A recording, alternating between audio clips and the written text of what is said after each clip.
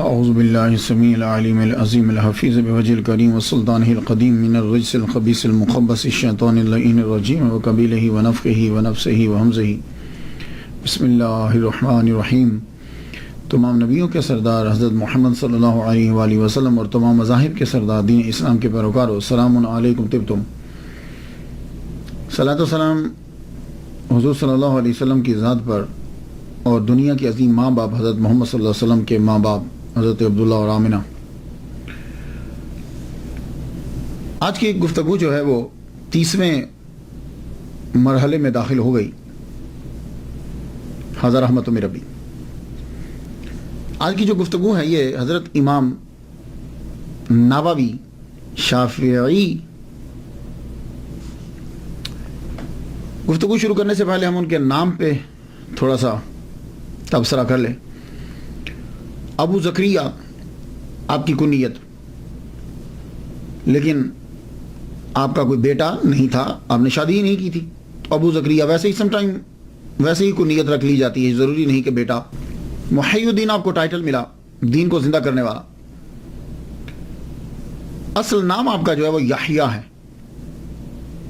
حضرت زکریا علیہ السلام کے بیٹے کے نام، یعنی شرف نووی بن مری بن حسن بن حسین بن محمد بن جمعہ بن حزم۔ یہ تھوڑا سا تعارف ہو گیا، تو معلوم یہ ہوا کہ اصل نام آپ کا جو ہے وہ یحییٰ ہے۔ والد گرامی، آپ کے والد جو ہیں وہ شرف ان کا نام ہے۔ تاریخ جو ہے وہ ان کے بارے میں خاموش ہے، اس لیے کہ کوئی زیادہ علمی گھرانہ نہیں تھا، لیکن اس کا مطلب یہ نہیں ہے کہ پارسائی بھی نہیں تھی۔ تصوف تھا، پارسائی تھی، دین سے لگاؤ تھا۔ امام ذہبی نے اتنا تحریر کیا ہے کہ آپ بہت پارسا اور نیک تھے، اور واقعی جب ہم ہسٹری پڑھتے ہیں تو ہمیں معلوم پڑتا ہے۔ نووی یہ نام بارہا آپ نے سنا، کوئی بھی ایسا عالم دین نہیں ہے کہ جس نے یہ نام نہ سنا ہو۔ یہ نووی کا مطلب کیا ہے؟ یا تو اس کے اندر نسبتی ہے، یا والی، یا آخر میں جو یا ہے۔ اصل میں آپ نوا علاقہ میں پیدا ہوئے تھے، نوا قصبے کا نام ہے۔ یہ جو نوا ہے یہ سیریا کے، عربی والے اس کو سوریا کہتے ہیں، سیریا کے شام، پرانا نام شام، نیا نام سیریا۔ اس کے دارالحکومت دمشق، جسے دمسکس بھی کہتے ہیں، کہ قریب ایک قصبہ ہے نوا۔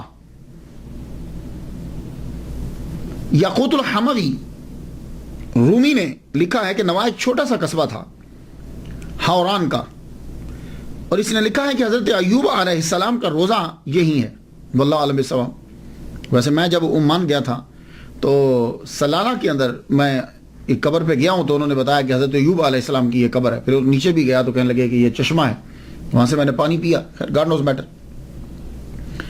موجودہ دور کے اندر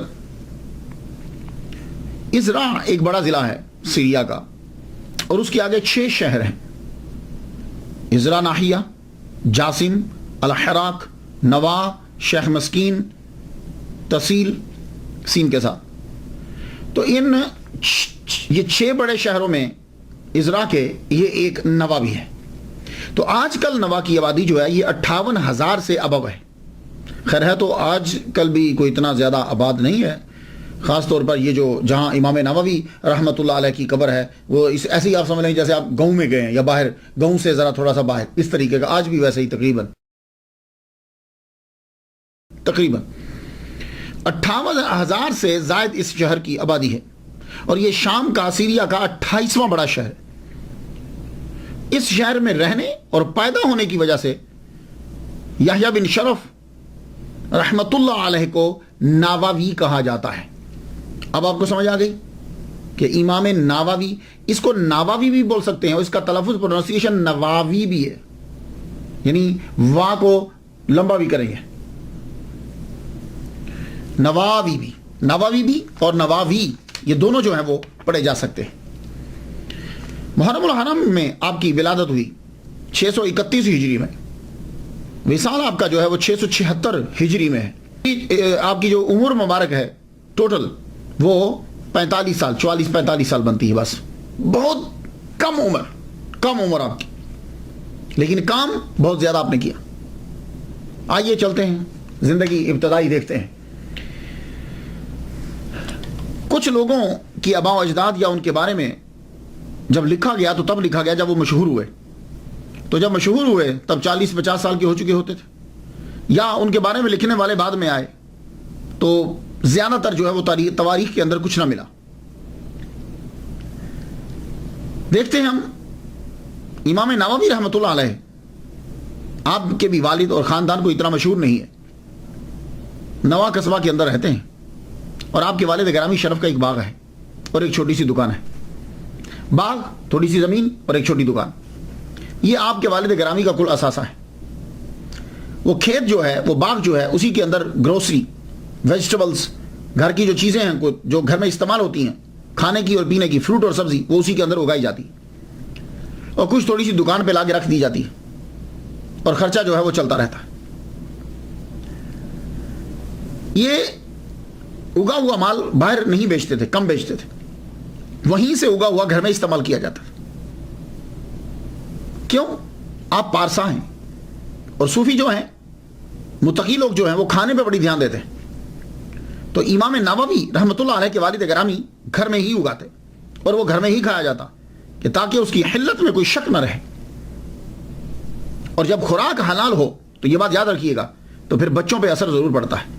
تو اللہ تعالیٰ نے آپ کو بیٹا بھی جو عطا فرمایا، پھر محرم الحرام کے اندر اللہ نے آپ کو بیٹا دیا، اس بیٹے کا نام جو ہے زکریا علیہ السلام کے بیٹے کے نام پہ یحییٰ رکھا گیا۔ اب یہ بیٹا اپنے ماں باپ کو نماز پڑھتے ہوئے دیکھ رہا ہے، اپنے ابا کے ساتھ دکان میں جاتا ہے، اپنے والد کے ساتھ کھیتوں میں جاتے ہیں، اپنے والد کے ساتھ باغ میں جاتے ہیں، اور ابا کی پارسائی کو دیکھ رہے ہیں۔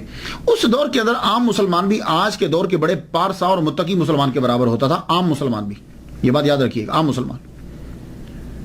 آپ کے والد گرامی نے جب بیٹا پڑھنے کے قابل ہوا، آپ کے والد گرامی نے آپ کو داخل کروا دیا مسجد کے اندر۔ مدرسہ جو مکتب تو ہوتے تھے، تب مکتب ہی ہوا کرتے تھے، قرآن ہی سب سے بڑی کتاب ہوتی تھی، اور اسی کو سیکھنا علم ہوتا تھا۔ بیٹے کو داخل کروا دیا، آپ نے قرآن مجید پڑھنا شروع کیا، لیکن آپ کی طبیعت کے اندر بالکل حضرت یحییٰ علیہ السلام کا اثر ہے۔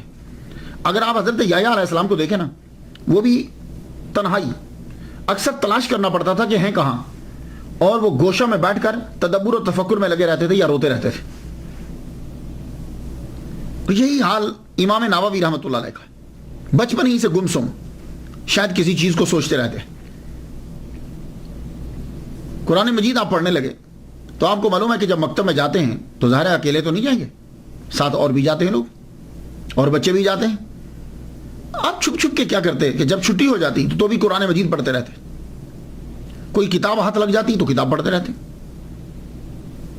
10 سال آپ کی عمر ہو گئی، 10 سال قرآن مجید حفظ کرنے پہ ڈال دیا والد گرامی نے، اور جب چھٹی ہوتی تو آپ قرآن مجید جو ہے وہی پڑھتے رہتے۔ ایک مرتبہ کیا ہوا، آپ بیٹھے ہوئے قرآن پڑھ رہے یا کوئی کتاب پڑھ رہے تھے، لڑکوں نے آگے تنگ کیا کہ اٹھو یحییٰ، آؤ ہمارے ساتھ کھیلو۔ آپ نے فرمایا میں نہیں کھیلوں گا، جاؤ مجھے پڑھنے دو۔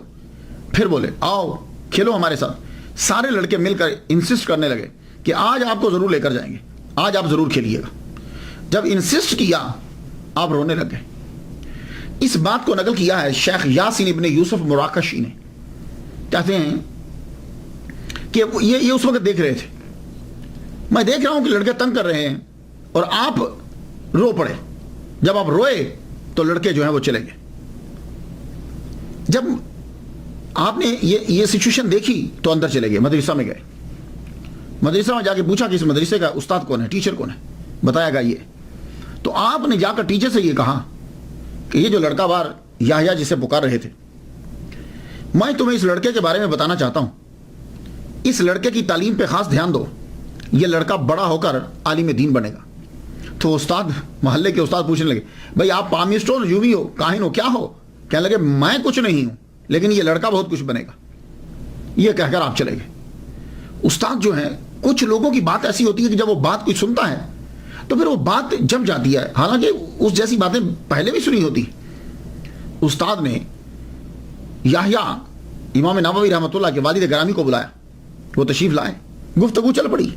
کہنے لگے یحییٰ کے والد گرامی شرف سے کہنے لگے آپ کو ایک بات بتاؤں، آج ایک بزرگ آئے تھے، بڑا نورانی چہرہ تھا ان کا، تمہارے بیٹے کے بارے میں کہہ رہے تھے کہ یہ بڑا ہو کر بڑا عالم دین بنے گا، تو تم خاص توجہ دیا کرو اس بچے کے اوپر. اب جب بات چھڑ گئی تو امام نووی کے والد گرامی شرف کہنے لگے ہاں یار آپ بھی کہہ رہے ہو، میں بھی اس بچے کے اندر عام بچوں والی طبیعت نہیں دیکھتا. میں آپ کو استاد جی مولوی صاحب ایک بات بتاتا ہوں، یہ 7 سال کا تھا، اب تو اس کی عمر 10 سال ہو گئی ہے، یہ 7 سال کا تھا. تو ماہ رمضان المبارک ہم تراویح پڑھ کر تو ہم سب سو گئے. ہم جب سوئے تو رات کافی گزر گئی تو یہ بچہ اٹھ پڑا. اٹھنے کے بعد کمرے کے چکر لگانے لگ گیا اور مجھے اٹھا رہا، ابا اٹھو، ماں کو بھی اٹھو، آپ لوگ سوئے ہوئے ہو، کیا آپ کو نظر نہیں آ رہا کہ کمرہ پورا نور سے بھر گیا ہے؟ میں بھی اٹھا، اپنی بیوی کو بھی اٹھایا، تو میں نے غور کیا تو گنا تو پتا چلا کہ آج 27ویں ہے. اللہ اکبر جل شانہ. تو میں یہ ابھی 7 سال کا تھا. تو یہ میں ایک بات آپ کو سنا رہا ہوں، اس طرح کی کئی باتیں. بہرحال استاد انہوں نے اور والد گرامی نے یہ کہا اچھا ٹھیک ہے، اس کی جانب توجہ دی جاتی ہے، اب جتنا میں کر سکتا ہوں کروں. کیا کروں کہ دکان بھی سنبھالنا ہے، کھیت بھی سنبھالنا ہے، باغ بھی سنبھالنا ہے، اور کوئی ہے نہیں میری ہیلپ کرنے والا. چلیے آپ اس کو حفظ مکمل کروا دیجئے، پھر دیکھتے ہیں. امام نووی رحمۃ اللہ علیہ نے حفظ کیا. حفظ کرنے کے بعد آپ جو کتاب ملتی پڑھتے رہتے. اب نواں قصبے کے اندر کتنی تعلیم ہوگی، کتنا ہوگا، چھوٹا سا تو قصبہ ہے. اب باپ یہ چاہتا ہے کہ یہ بچہ میرا سہارا بنے، میرے ساتھ دکان پہ بیٹھے، میرے ساتھ کھیت میں کام کرے. لیکن بیٹا ہے کہ اس کا شوق ہے کہ میں پڑھنا چاہتا ہوں، لیکن وہ ابا کے سامنے ضد بھی نہیں کرتے، لیکن بتا دیا کہ میں پڑھنا چاہتا ہوں. باپ بھی دیکھ رہے ہیں کہ بیٹا پڑھتا رہتا ہے، کوئی نہ کوئی کتاب لے کے پڑھتے رہتے. اس طریقے سے 18 سال گزر گئے. کیوں؟ والد گرامی جو ہیں وہ غریب ہیں، وہ یہ چاہتے ہیں کہ یہ یہاں کام کریں. لیکن آخر کار باپ نے اپنے بیٹے کے شوق کے آگے سر کو جھکا دیا. تو 18 سال جب آپ کی عمر ہو گئی تو بہت وقت گزر گیا ہے. نارملی طور پر جتنے آئمہ ہیں، بڑے لوگ ہیں، 18-19 سال کی عمر میں یہ سارا مروجہ علوم پڑھ لیتے تھے. لیکن امام نووی رحمۃ اللہ علیہ کی 18 سال عمر گزر گئی، ابھی تک سوائے حفظ کے اور کچھ نہیں کیا. اب جب آپ کی عمر 18 سال ہوئی، آپ کے والد گرامی نے کہا چل بیٹے میں تجھے لے کر چلتا ہوں، دمشق چلتے ہیں. دمشق چلتے ہیں. کیوں؟ اس لیے کہ دمشق کے اندر ہی وہیں بڑے بڑے جو ہیں وہ مدرسے تھے. آپ جو ہیں نوا سے آپ دمشق کی جانب بڑھے. 649 ہجری میں دمشق میں پہنچے. اس شہر کو دمشق بھی کہا جاتا ہے. ویسے عام طور پر ہم دمشق کہتے ہیں، یہ ہمارے جو معاشرے کے اندر دمشق کی جانا، دمشق. انگلش میں جب بولیں گے دمسکس. یہ اصل لفظ جو ہے یہ عبرانی سے آیا، عبرانی سے آیا، یہ گریک یونان کے اندر، یونان سے آیا انگلش کے اندر. آگے پھر جو ہے وہ ہم نے بھی اس کو کچھ نہ کچھ اڈاپٹ کر لیا. یہ دمسکس جو ہے دوسرا بڑا شہر ہے سیریا کا. 2004 کے مطابق اس کی آبادی جو ہے وہ 2.6 ملین لوگ ہیں دمشق کے. یہ دمسکس کا معنی کیا بنتا ہے؟ Well watered place. یہاں کے پھل بڑے مشہور ہیں، باغات بہت زیادہ تھے. جب آپ کے والد آپ کو دمشق سے لے کر آئے 649 ہجری میں، تو تب بھی آج سے 883 سال قبل وہاں دمشق میں 300 سے زائد تعلیمی ادارے تھے جو پڑھا رہے تھے. اس میں کچھ کالجز کے سٹینڈرڈ کے تھے، کچھ سکول کے سٹینڈرڈ کے تھے، کچھ یونیورسٹی، اور کچھ جو ہیں وہ چھوٹے مکتب بول لیجیے. تو آپ کے والد گرامی نے آپ کو مدرسہ سارمیہ میں داخل کروا دیا. یا وہ غریب تھے، پیسے افورڈ کر نہیں سکتے تھے. سارمیہ میں جب داخل کروایا، امام نووی رحمۃ اللہ علیہ مدرسے میں پہنچے. داخلہ تو مل گیا آپ کو، 1 دن 2 دن گزر گیا، رہنے کو جگہ نہ ملی. آپ نے جا کے پوچھا پرنسپل سے کہ میں رہوں کہاں، میری رہائش کیا، کتابیں بکس کہاں رکھوں؟ کہا بھائی ہمارے پاس جگہ تو نہیں ہے، ہم آپ کو جگہ نہیں دے سکتے. امام نووی نے فرمایا جگہ نہیں دو گے تو میں چیزیں کہاں رکھوں گا؟ تو آپ اس مدرسے سے آگے بڑھے تو رواحیہ مدرسہ کے اندر جا کر آپ نے داخلہ لے لیا. یہ ایفیلیٹڈ تھا اموی یونیورسٹی کے ساتھ. یہ جو مدرسہ رواحیہ ہے، اس مدرسے کو ایک تاجر نے بنایا تھا. اس کا نام تھا ذکی الدین ابو القاسم، اور وہ ابن رواحہ کے نام سے مشہور تھا. تو اسی کی وجہ سے اس مدرسے کا نام جو ہے مدرسہ رواحیہ پڑ گیا. چونکہ آپ غریب تھے, داخلہ مل گیا, مدرسہ بھی اور اس کے اندر کمرہ بھی چھوٹا سا مل گیا. اتنا چھوٹا کمرہ کہ بمشکل کتابیں پوری آئیں, اور جب کتابیں رکھ لی تو لیٹنے کی جگہ کوئی نہیں. لیکن آپ کو شوق تھا آپ نے کہا کوئی بات نہیں, کتابیں رکھی, خود بیٹھے, یہ چاروں طرف آگے پیچھے ادھر کتابیں, بس پڑھنا شروع کر دیا. اب 18 سال آپ کی عمر ہے تو بہت تیزی کے ساتھ جانا ہے, سفر جو ہے وہ سمیٹنا ہے تیزی کے ساتھ اور جلدی کے ساتھ. آپ نے پڑھنا شروع کر دیا. اب اس کا ایک ہی حل تھا کہ آپ کلاسز زیادہ لیں. تو آپ نے دن میں 12 لیکچر لینا شروع کر دیے. یعنی 12 لیکچر سے مراد آپ یوں لیں کہ 12 سبجیکٹ جو ہیں وہ آپ نے پڑھنے شروع کر دیے ایک دن کے اندر. اب جب 1 گھنٹہ بھی اگر ایک سبجیکٹ پہ لگے تو 12 گھنٹے ہوئے. اور اب جو 12 گھنٹے کے آپ نے سبجیکٹ پڑھے ہیں, اب اس کو یاد بھی کرنا ہے تو 12 گھنٹے لگے, 24 گھنٹے تو یہیں گزر گئے. تو 2 سال تک آپ نے اتنی محنت کی کہ 12 لیکچر روزانہ کے جو ہے وہ آپ لیتے, یہ آپ نے اب وہاں پڑھے. تو تقریباً 8400 لیکچر 2 سال کے اندر آپ نے لے لیے, اور ان کو یاد کرنا ہے, ان کو لکھنا بھی ہے. یہ سب کچھ آپ نے بڑی تیزی کے ساتھ کور کرنا ہے. مسلم شریف آپ نے ابو اسحاق الواسطی سے پڑھی. دمشق کے جتنے بھی مشہور جو سب سے بڑے 20 علماء تھے, اسکالر تھے, ان سے آپ نے علم جو ہے وہ حاصل کیا. اور یہ 20 اسکالرز اپنے اپنے فن کے امام تھے. کم کھاتے, کم سوتے, بولنا بہت کم, ہم وقت پڑھتے رہتے. اور اگر کبھی بازار جانا ہو جاتا, آدمی گزرتا ہے کوئی چیز لینے جاتا تو بک ساتھ لے جاتے, تو رستے میں پڑھتے ہوئے چلے جاتے, یا کوئی چیز جو ہے وہ یاد کرتے ہوئے جاتے. واکنگ کے اوپر بھی پڑھتے چلے جانا ہے. 2 سال تک آپ نے پڑھا. حدیث, Islamic jurisprudence, principle of jurisprudence, syntax, ایٹمالوجی, لغت, نحو. 6 سال 6 مہینے کے اندر آپ نے ہر سبجیکٹ میں پی ایچ ڈی کر لی.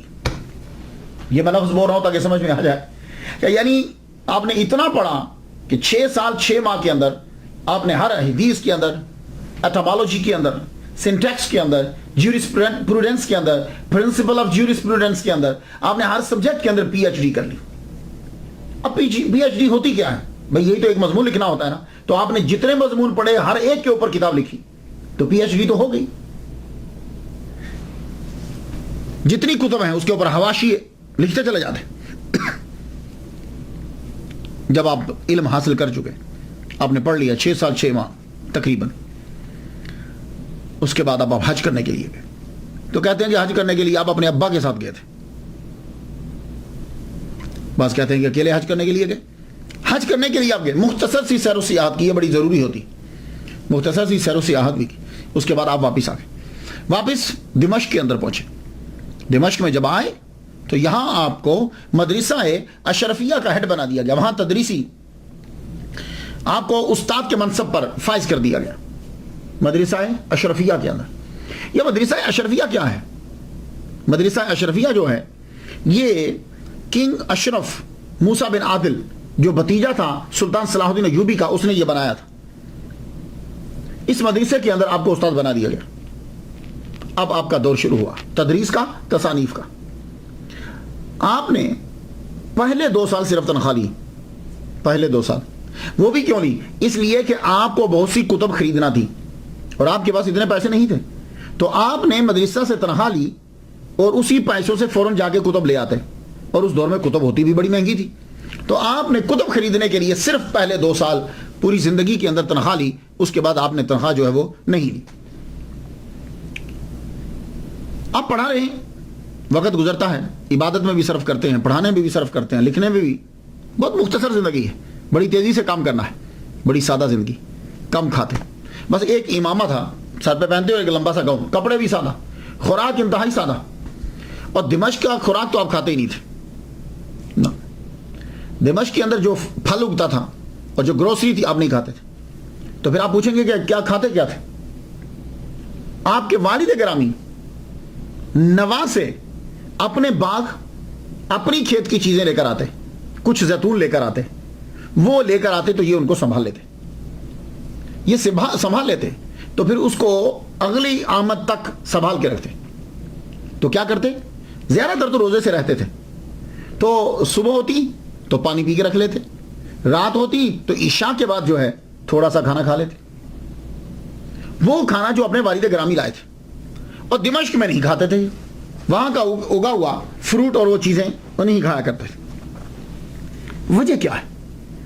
ان کو شک تھا دمسکس کے خوراک میں، پروڈکشن میں، اس کے پھلوں میں ان کو شک تھا۔ شک کیوں تھا؟ یہ جو دمشق ہے حضرت عمر کے دور میں یہ فتح ہوا، اور یہ زمین وقف کی تھی۔ وقف کیا ہوتا ہے؟ وقف یہ ہے کہ یہ چیز غریبوں کی ہے، تو اب کیا ہوگا کہ یہ جب یہ چیز غریبوں کی ہے تو اب اس سے جو بھی پروڈکشن ہوگی وہ غریبوں کو ہی جائے گی۔ یہ وقف ہے، یہ میں سمپل سی مثال دے رہا ہوں۔ یس، تو دمشق کی لینڈ جو ہے وہ وقف تھی۔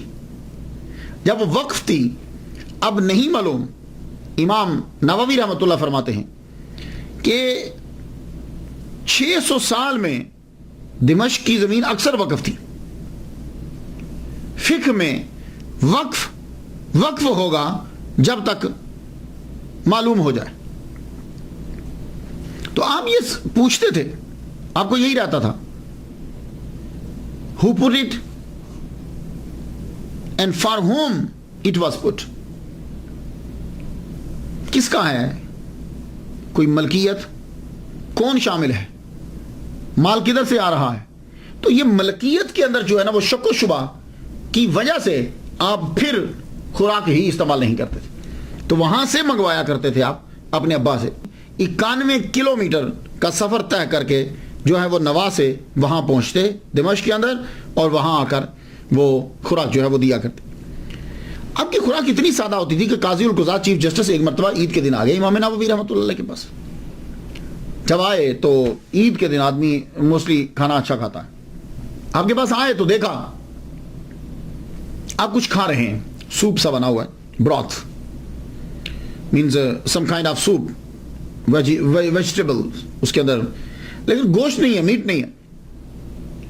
تو وہ سوپ سا بنا ہوا ہے، نہ آئل ہے اس کے اندر، نہ کچھ چیز ہے، تو آپ اس کو جو ہے وہ لے رہے بغیر روٹی کے۔ قاضی القضات جو ہیں شیخ سلیمان ازاری وہ بیٹھے، آپ نے فرمایا آؤ یار کھاؤ۔ انہوں نے جب دیکھا کہنے لگے بھائی یہ میرے حلق سے نیچے نہیں اترے گا۔ تو قاضی کے بھائی جو تھے وہ شہر گئے، شہر میں جا کر وہاں سے وہ بھنا ہوا گوشت اور کچھ مٹھائی لے کر آئے، وہ لا کے جب رکھی تو کہنے لگے امام نووی سے آؤ کھائیے، فرمانے لگے یہ میرے حلق سے نہیں اترے گا۔ تو سادہ خوراک، سادہ زندگی، سوچ صرف یہی تھی کہ اللہ کے رضا کے لیے میں کچھ لکھ جاؤں۔ اب یہی تدریس کے دوران ہی تصانیف کا سلسلہ بھی شروع ہوتا ہے، اور بڑی تیزی کے ساتھ۔ کتابیں تو اور لوگوں نے بھی لکھی، بڑی لکھی، مگر آپ نے 20 سال کے عرصہ میں جتنی کتابیں لکھ دی ہیں نا، دوسرا آدمی پوری زندگی میں اتنی لکھتا ہے جتنی آپ نے 20 سال کے اندر لکھ دی۔ اور یہ بھی آپ کی بہت بڑی کرامت ہے، بڑی عظیم کرامت ہے آپ کی۔ اب آپ ان کی کتابیں جب دیکھیں، المنہاج شرح مسلم شریف، ریاض الصالحین، کہاں نہیں ہوگی یہ کتاب؟ ہر علامہ کی لائبریری کے اندر ریاض الصالحین آپ کو ضرور ملے گی۔ شافعی فقہ کے مطابق اصول فقہ تحریر کیا، المجموع شرح المہذب، منہاج الطالبین، تہذیب الاسماء واللغات، التقریب والتأثیر فی سنن البشیر والنذیر، ما تمس علی حاجت القاری لصحیح البخاری، تحریر التنبیہ، کتاب الاذکار، یہ بھی آپ نے لکھی۔ آپ کی ایک مشہور کتاب ہے اور دعاؤں کا مجموعہ ہے، اس کے اندر بہت ساری دعائیں ہیں حضور صلی اللہ علیہ وسلم سے جو نقل ہیں، اس لیے کہا جاتا تھا بائع الدار واشتری الاذکار، بیچ گھر بار خرید اذکار، التبیان فی آداب حملۃ القرآن، الآداب الفتوى والمفتی، الترخیص فی القیام، المناسک، شرح ابی داؤد، شرح ترمذی، روضۃ الطالبین، 40 نووی، 40 النوویہ، الاربعون النوویہ من الاحادیث الصحیحۃ النوویہ. اربعین نووی اکثر آپ اس کا نام جو ہے آپ سنتے ہیں. یہ کتاب آپ کی بڑی مشہور ہوئی اربعون نوویہ، امام نووی کی لکھی ہوئی 40 احادیث مبارکہ. یہ جو 40 احادیثیں ہیں حضور صلی اللہ علیہ وآلہ وسلم کی آئے ایک حدیث ہے جس کو حضرت مولا علی رضی اللہ تعالیٰ عنہ نے بیان کیا، حضرت عبداللہ بن مسعود رضی اللہ تعالیٰ عنہ نے، حضرت ابو دردہ نے، حضرت معاذ بن جبل نے، حضرت عبداللہ بن عمر نے، حضرت عبداللہ بن عباس نے، انس بن مالک نے، حضرت ابو ہریرہ نے، حضرت ابو سعید خدری رضی اللہ تعالیٰ عنہم اجمعین. ان سب نے یہ بیان کیا. مفہوم یہ ہے کہ حضور صلی اللہ علیہ وآلہ وسلم نے فرمایا کہ جو 40 احادیث یاد کر لے گا جن کا تعلق میری امت میں سے کوئی یاد کرے اور اس کا تعلق دین سے ہو 40 حدیثوں کا، تو قیامت کے دن وہ اٹھے گا علماء میں اور فقہاء میں. اور ایک حدیث میں ہے کہ وہ شہداء میں اٹھے گا، یعنی جب علماء کا گروپ اٹھایا جائے گا اس کے اندر ان کو بھی شامل کر دیا جائے گا. جیسے آپ دیکھیں نا جب سیلیبریٹیز جا رہی ہوتی ہیں تو بیچ میں دوسرے بندے بھی ہوتے ہیں، تو علماء کا گروپ اٹھے گا تو بیچ میں وہ بھی بندہ ہوگا، شہداء کا گروپ اٹھے گا بیچ میں اس بندے کو بھی جگہ دے دی جائے گی. 40 یہ حدیث، اس حدیث پر جو ہے وہ عمل کیا. پھر بہت سے لوگوں نے 40 احادیث مبارکہ جو ہیں وہ لازمی لکھی انہوں نے. امام نووی رحمۃ اللہ علیہ لکھتے ہیں کہ میرے علم کے مطابق سب سے پہلے عبداللہ بن مبارک نے لکھی 40، پھر اسلم بن توسی نے، حسن بن سفیان النسائی نے، ابو بکر اجری نے، ابو بکر محمد بن ابراہیم الاصفہانی دارا قطنی نے، الحاکم ابو نعیم نے، عبد الرحمن سلامی نے، ابو سعید الملینی نے، ابو عثمان صابونی نے، امام بائحقی رحمۃ اللہ علیہ نے. ان کے علاوہ ہزاروں لوگوں نے 40 لکھی ہے. ابھی آپ چلے جائیے دیکھیے کئی لوگوں نے 40 لکھی. میں ابھی دیکھ رہا تھا ڈاکٹر طاہر القادری صاحب کی بھی ایک 40 ہے. 40 بہت سے لوگوں نے لکھی، لیکن جو شہرت امام نووی رحمۃ اللہ علیہ کی 40 کو ملی ہے یہ کسی کو نہیں ملی. یہ اللہ کا کوئی خاص کرم ہے. کسی نے 40 لکھی تو ایک موضوع پہ جہاد پہ لکھ دی، کسی نے مسجد پہ لکھ دی، کسی نے رمضان کی ساری حدیثیں 40 اکٹھی کر دی، کسی نے قرآن کی 40 حدیثیں اکٹھی کر دی، کسی نے علم کے اوپر 40 حدیثیں اکٹھی کر دی. ہر ایک نے تباہ آزمائی کی ہے. لیکن امام نووی رحمۃ اللہ علیہ نے جب 40 نووی لکھی تو آپ نے پہلے یہ دیکھا کہ بخاری اور مسلم صحیح حدیث جو ہے وہ اس کے اندر لکھی آپ نے. لیکن حدیث 40 نووی لکھتے ہوئے آپ نے اوپر چین نہیں لکھی. کہتے ہیں کیوں نہیں لکھی؟ اس لیے کہ تاکہ یاد کرنے میں جو ہے وہ آسانی ہو جائے، وہ اسناد کے چکر میں نہ پڑا رہے. لیکن ایک بات میں آپ کو بتاتا جاؤں، اللہ تعالیٰ نے اس کو جو اتنا مقبول کیا ہے، اس بات سے اس سے اندازہ لگا لیجئے کہ یہ دلیل ہے قبولیت کی. یہ مقبولیت جو ہے یہ قبولیت کی دلیل ہے. اس کی 200 سے زیادہ شروحات لکھی جا چکی ہیں اس وقت. 40 نووی کی 200 سے زیادہ شروحات جو ہیں وہ لکھی جا چکی ہیں. اللہ اکبر جل شانہ. یہ رب تعالیٰ کی عطا ہوتی ہے. کتنے لوگوں نے لکھا، لیکن یہ آپ کا اخلاص ہے کہ اللہ تعالیٰ نے اسے اپنی بارگاہ میں جو ہے وہ قبول فرما لی. آپ کی 40 جو ہے اس کی پہلی حدیث انما الاعمال بالنیات ہے.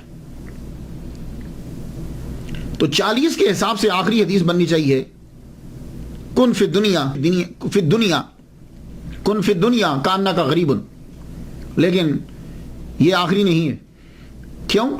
اس لیے کہ نام 40 نووی ہے، لیکن جب میں اس کے اندر احادیث گنتا ہوں تو احادیث جو ہیں وہ اس کے اندر 40 نہیں ہے، 40 نہیں ہے. 40 کا معنی تو 40 ہوتا ہے. حدیث اس کے اندر جو ہیں وہ 42 ہیں. لک، اور آخری حدیث قال اللہ تعالی یا ابن آدم انک ما دعوتنی ورجوتنی غفرت لک علی ما کان منک ولا ابالی یا ابن آدم. آخری حدیث جو ہے وہ یہ بنتی ہے.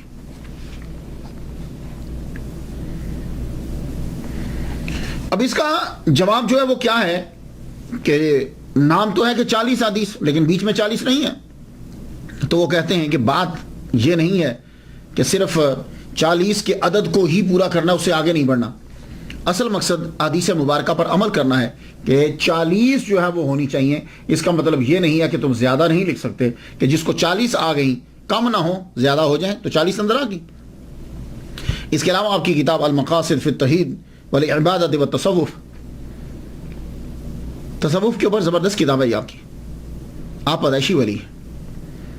پوری زندگی آپ نے حضرت ابو ذر غفاری رضی اللہ تعالیٰ عنہ کے مطابق جو ہے وہ گزار ڈالی.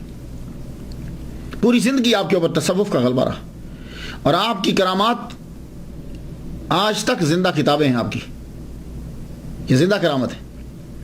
اور یہ کتاب جو تصوف پہ لکھی، اس کے اندر آپ نے 5 خصوصیات لکھی ہیں صوفیہ کی، کہ صوفی کے اندر یہ 5 چیزیں ہونی چاہیے۔ خلوت و جلوت میں اللہ کے ہونے کا احساس، پہلا۔ دوسری صفت، قول و فعل میں حضور صلی اللہ علیہ وسلم کی اتباع۔ تیسری صفت، زیادہ مانگنے اور زیادہ ملنے سے بچنا۔ چوتھی، جو رب نے دیا اس پہ قناعت۔ پانچویں، ہر کام میں اللہ کی خوشنودی۔ اور یہ ہے تصوف۔ تو تصوف کا غلبہ آپ کی زندگی میں رہا آخر تک۔ بستان العارفین فی الزہد و تصوف، ایک اور کتاب آپ کی، اس کتاب کے اندر قدیم صوفیاء کے انمول اقوال درج کیے، جن کا تعلق زیادہ تر ہے تزکیہ نفس کے اندر، کہ نفس کو جو ہے وہ پاک کس طریقے سے کرنا ہے۔ امام شافعی رحمۃ اللہ علیہ کا قول نقل کیا، قول ہے کہ صرف مخلص کو پتہ چلتا ہے کہ ریاکاری کیا ہے۔ یہ امام شافعی رحمۃ اللہ علیہ کا قول ہے۔ کیا مطلب؟ تصوف میں یہ ایک اہم موضوع ہے، ریاکاری ایک اہم موضوع۔ اس سے بچنا کیسے؟ ریاکاری سے بچنا مسٹ ہوتا ہے، اس کے لیے ولی صوفی بڑا کام کرتا ہے۔ تو امام نووی نوٹ لکھتے ہیں کہ منافقت کیا ہے اور ریاکاری کیا ہے، یہ صرف وہی جان سکتا ہے جو اللہ کے لیے کام کر رہا، اخلاص کا، بڑے اخلاص کے ساتھ طلبگار ہو، اخلاص کا، انتہائی اخلاص کے ساتھ طلبگار ہو۔ بہت ریاضت، مجاہدہ، مراقبہ کے بعد جا کر معلوم ہوتا ہے کہ منافقت اور ریاکاری کیا ہے۔ تو تصوف کے اوپر اور پوری زندگی ولیوں کی طرح جو ہے، جیسے جسے ہم نے تقسیم کر ڈالی ہے، ایک بہت بڑے صوفی، بہت بڑے علامہ، اور آپ کا لکھی ہوئی حزب، آپ کا لکھا ہوا ورد، وہ آج بھی لوگ جو ہیں وہ پڑھتے ہیں، ورد الامام النووی، اسے حزب النووی بھی کہا جاتا ہے۔ عرب میں صوفیہ کرام اسے اپنے وظائف میں پڑھتے ہیں۔ علامہ محمد سعید رمضان البوتی، یہ بہت مشہور ہیں، 60 سے زائد انہوں نے کتابیں لکھی ہیں۔ 21 مارچ 2013 میں ان کو سیریا کے اندر مار ڈالا گیا، شام میں شہید کر دیا گیا ان کو۔ یہ تحریر کرتے ہیں کہ ورد الامام النووی جو ہے، یہ امام نووی کے ہی ہیں، پوری چین جو ہے انہوں نے بیان کی کہ کس نے کس سے لیا، کس نے کس سے روایت کی، اور وہ خود بھی اس کو اپنے وظائف میں پڑھا کرتے تھے، اور صبح، خاص طور پر صبح کے وقت اسے جو ہے وہ پڑھتے تھے۔ سلسلہ نقشبندیہ جو ہیں، یہ تو خیر اشعری ہیں، سلسلہ نقشبندیہ کے اندر جو ہے یہ اس وظیفے کو پڑھا جاتا ہے عرب ممالک کے اندر، عرب ممالک میں جو لوگ ہیں۔ یہ اگر ورد الامام النووی آپ کو ملے تو آپ اسے ضرور پڑھا کریں، بسم اللہ اللہ اکبر سے شروع ہوتا ہے۔ اس کی خاص بات جو ہے وہ سن لیجیے، اقول والا نفسی والا دینی والا اہلی والا اولادی والا مالی والا صحابی والا ادیانہم والا اموالہم الف الف، بسم اللہ اللہ اکبر، اقول والا نفسی والا دینی والا اہلی والا اولادی والا مالی والا صحابی والا ادیانہم والا اموالہم الف الف الف، لا حول ولا قوۃ الا باللہ العلی العظیم، بسم اللہ و باللہ و من اللہ و الی اللہ و علی اللہ و فی اللہ ولا حول ولا قوۃ الا باللہ العلی العظیم۔ یہ ہے ورد الامام النووی، مختصر ہے، اگر آپ کو عربی آتی ہو تو آپ اس کو جو ہے وہ 7-8 منٹ کے اندر جو ہے وہ اس وظیفے کو پڑھ دیتے ہیں۔ اجتماعی طور بھی اسے پڑھا جاتا ہے، اس کے اندر بڑا ہی آدمی پریشانیوں سے بچتا ہے، اللہ تعالیٰ کا خاص کرم جو ہے وہ شخص کے پہ ہوتا ہے جو اس حزب النووی کو پڑھتا ہے۔ امام نووی رحمۃ اللہ علیہ کی خاص بات، باوجود اس بات کے کہ کوئی اتنا بڑا امیر خاندان نہیں ہے، لیکن چونکہ آپ کے اندر تقویٰ ہے، اس لیے آپ کے اندر کلمۃ الحق، دشمن بادشاہ کے سامنے بھی آپ دین کو بیان کر رہے، سچ کو بیان کرنا بادشاہ کے سامنے بڑا مشکل ہوتا ہے، اور آپ نے بیان کیا۔ آپ کے دور کے اندر جن کی حکومت تھی، آغاز ہوا، وہ خاندان غلامہ ہیں، ممالک۔ یہ ممالک کون ہیں؟ ان کا دوسرا سلطان جو ہے وہ ظاہر بی برس ہے، ظاہر بی برس دوسرا سلطان۔ یہ سلطان صلاح الدین ایوبی کے فوج میں سپاہی تھا، اس کو 10 فوجیوں کے اوپر حاکم بنایا گیا، پھر 100 فوجیوں کے اوپر حاکم بنایا گیا، پھر 1000 کے اوپر حاکم بنایا گیا، پھر 10,000 کے اوپر حاکم بنایا گیا، اور جب ایوبیوں کی حکومت ختم ہو گئی تو پھر یہ جتنے ہیں سب ممالک جتنے، یہ سب مل کر اس نے حملہ کیا تتاریوں منگولیوں کے ساتھ، مار بھگایا ان کو فارس تک. اس کے بعد جتنا قبضہ جو ہے وہ کر لیا انہوں نے. یہ سلطان، یہ خلیفہ بنا. اور جب یہ دمشق کے اندر داخل ہوا تو پورے تکبر کے ساتھ کہ میں نے اس کو فتح کیا ہے منگولوں سے. لیکن جب یہ آیا، امام نووی رحمۃ اللہ علیہ پسند کرتے تھے اسے. کیوں؟ اس نے تتاریوں کو مار بھگایا، لیکن اس کے سسٹم کو آپ پسند نہیں کرتے.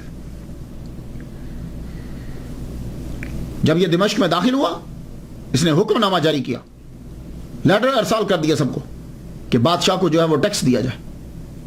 امام نووی رحمۃ اللہ علیہ نے فوراً خط لکھا. اس کو خط لکھ کے فرمان لگے، سن، اسلامک فقہ میں خلیفہ کے لیے ٹیکس حرام ہے. اسلام میں زکوٰۃ کا نظام ہے. کچھ لوگوں نے آواز اٹھائی، لیکن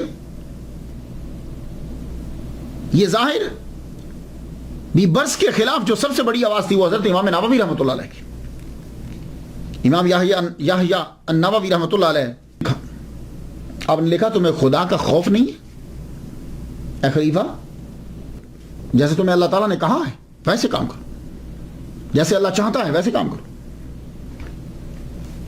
تاتار نے مسلمانوں کی زمین جو ہے وہ ظلماً لے لی تھی، گویا کہ وہ چور تھے اور یہ مال مسروقہ ہے. اب تم نے قبضہ واپس لیا تو بتاؤ مال حقدار کو واپس کرنا چاہیے یا خود کھانا چاہیے؟ تم چوری کا مال کھاؤ گے؟ تم میں اور منگولوں میں فرق کیا رہ گیا؟ کچھ علماء دربار نے یہ فتویٰ دے دیا تھا کہ تم نے لڑ کے لیا ہے، تم قابض ہو، یہ تمہاری ذاتی جگیر ہے. جب خط بیبرس نے پڑھا تو سیکھ پا ہو گیا. حکم دیا اس عالم کو اس عالم کی تمام مراعات اور وظائف اور تنہائیں ختم کر دی جائیں. لوگوں نے کہا جناب وہ آگے نہیں لیتا، وہ تنہا نہیں لیتے، کوئی مراعات اس کو نہیں دی جاتی. اب امام نووی کو اپنے دربار میں بلایا. دیکھو کہ یہ ہیں کون؟ امام نووی رحمۃ اللہ علیہ بڑی شان کے ساتھ تم طراق کے ساتھ آپ داخل ہوئے، دربار میں داخل ہوئے. گفتگو جب چل پڑی تو وہ کہنے لگا کہ آپ نے میرے خلاف فتویٰ دیا ہے، آپ مجھے بتاؤ، میں یہ جو لوگوں سے پیسے لے رہا ہوں یہ میں جہاد کا ٹیکس لے رہا ہوں، مجھے جہاد کرنا ہے، پیسے چاہیے، میں اس لیے ان سے ٹیکس لے رہا ہوں. اب آپ بتاؤ، سارے مولوی بیٹھے ہیں، کیا جہاد کے لیے یا ایمرجنسی ہو جائے تو بادشاہ خلیفہ جو ہے وہ ٹیکس نہیں لے سکتا؟ تو بات تو بالکل اس کی بجا تھی. فقہ کے اندر یہ جائز ہے، جب ایمرجنسی نافذ ہو جاتی ہے تو زکوٰۃ کے علاوہ بھی پیسے خلیفہ جو ہے وہ عوام سے لے سکتا ہے. لیکن آپ نے کیا فرمایا سن لیجئے، اور یہ حضرت امام نووی کا ہی خاصہ ہے کہ آپ نے یہ جملے بول دیے. آپ نے فرمایا سن، تم یہ جو دلیل دے رہے ہو کہ میں جہاد کا ٹیکس لیتا ہوں، سنو، غور سے سنو. دربار میں سناٹا چھا گیا. دربار میں تقریر فرمانے لگے کہ خلیفۃ المسلمین سن، کس نے حکومت دی؟ آپ کے ہاتھ حکومت کس نے دی؟ یاد کرو تم ایک دور میں غلام تھے اور اب سلطان ہو. ایک دھیلا کے مالک نہیں تھے تم، ایک پینی کے، ایک اشرفی کے تم مالک نہیں تھے. اب تم دراہم و دنانیر کے مالک ہو، بہت سی جائیداد کے مالک ہو. کتنے تمہارے غلام اور لونڈی ہیں اس وقت؟ تم خود غلام تھے اور اب بہت سارے غلام اور لونڈیوں کے تم مالک ہو. کتنی بڑی جائیداد جو ہے وہ تمہاری ہے. یہ تمام تم نے لوگوں کے خزانے سے لیے، لوگوں کے پیسے سے خزانہ بنایا، لوگوں سے پیسے لیے، اور یہ سارا جو تیرے بیت المال میں جمع ہے یہ عوام کا خزانہ ہے، عوام کی دولت ہے، تمہارا نہیں ہے. تم اس وقت جہاد کا ٹیکس لگا سکتے ہو جب تیرے پاس کچھ نہ ہو، اور یہ ساری دولت تو واپس بیت المال میں دے دے یا لوگوں میں تقسیم کر دے، اور تیرے پاس کچھ بھی نہ ہو، جیسے حضرت عمر بن عبد العزیز رضی اللہ تعالیٰ عنہ نے یہ سارا کا سارا کچھ جو ہے وہ دے دیا تھا. تب جا کے تو جہاد کا ٹیکس لے سکتا ہے. ساروں کا مال اپنے پاس جمع کر کے اور تو خود کو غریب سمجھ رہا ہے. اللہ اکبر جل شان. اس کا ایک رنگ آئے اور ایک رنگ چاہے. بڑی دیر تک سر جھکائے رہا. لگا جاؤ، چلے جاؤ، میرے دربار سے نکل جاؤ اور نوا چلے جاؤ واپس. تم دمشق میں رک ہی نہیں سکتے، تم نوا چلے جاؤ، اپنے قصبے میں، گاؤں میں واپس پلٹ جاؤ.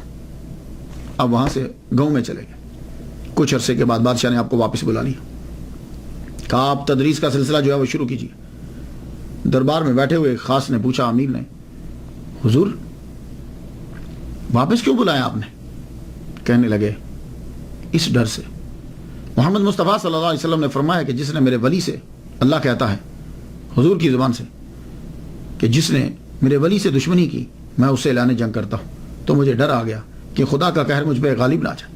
تو کہنے لگا وہ دربار میں سے بھیجا کیوں تھا آپ نے؟ دربار سے کیوں بھیجا تھا؟ اگر اتنا ڈر تھا تو نوا نہ بھیجتے. کیا لگے نہیں,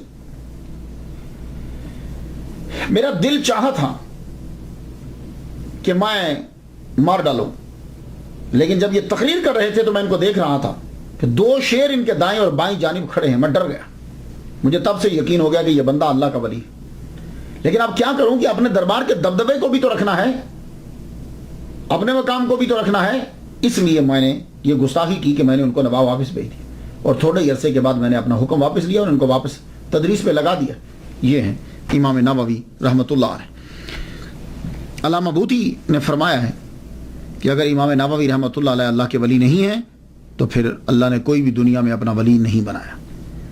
امام نووی رحمۃ اللہ کا مرتبہ اس سے جانیے کہ جب امام علی بن عبداللہ الکافی السبکی رحمۃ اللہ علیہ قاہرہ سے دمشق آئے تو وہاں گئے جہاں امام نووی رحمۃ اللہ علیہ پڑھا کرتے تھے, بیٹھتے تھے, پڑھاتے تھے. پوچھنے لگے کہ وہ کس جگہ پہ زیادہ بیٹھتے تھے؟ کہا جی یہ جگہ ہے. تو امام سبکی رحمۃ اللہ علیہ نے اپنے سر کو اس جگہ جھکایا اور وہاں کی مٹی اپنے گالوں پہ ملنے لگ گئے. کیا لگے میں یہ چاہتا ہوں کہ یہ گال اپنے اس جگہ رکھ دوں جہاں یہ عظیم محدث جو ہے وہ اپنے پاؤں رکھا کرتا تھا. اللہ اکبر جل شان. مفتی شافعی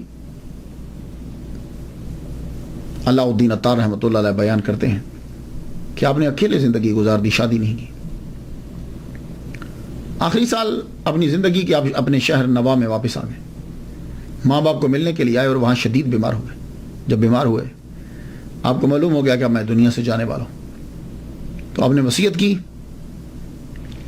کہ سنو میری قبر بنانا یہیں, لیکن میری قبر کو پکا نہ بنانا اور میری قبر کے اوپر گنبد نہ بنانا.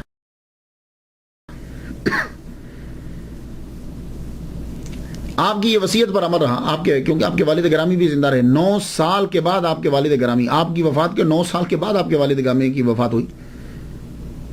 تو اگر آپ اب جائیں نوا شہر میں جائیں سیریا میں, تو آپ ایک تو آپ کو نظر آئے گا بہت دور ہے آپ کا مزار جو ہے نا, ایسے گاؤں سے باہر کی جگہ میں. دوسرا اتنا زیادہ کوئی بڑا نہیں ہے, شاندار نہیں بنایا گا, ارد گرد بھی. تو اندر جو ہے وہ ایک کتبہ سا لگا ہوا ہے, بینر سا, اس کے اوپر لکھا ہوا ہے آپ کی ولادت محرم میں ہوئی اور آپ کا وصال جو ہے وہ رجب میں ہوا. وہاں ویسے 44 سال لکھا ہوا ہے, آپ کی ٹوٹل عمر 44 سال ہے وہاں جو لکھا ہوا. تو جب وقت گزرا, جنریشن ایک گزری, تو دوسری جنریشن نے چاہا کہ ہم اس کے اوپر گنبد بنا دیں, چھت بنا دیں. لیکن کیا ہوا, اتنا موٹا, بہت موٹا جو تنا ہوتا ہے نا, یقین جانیے یہ میرے اس میں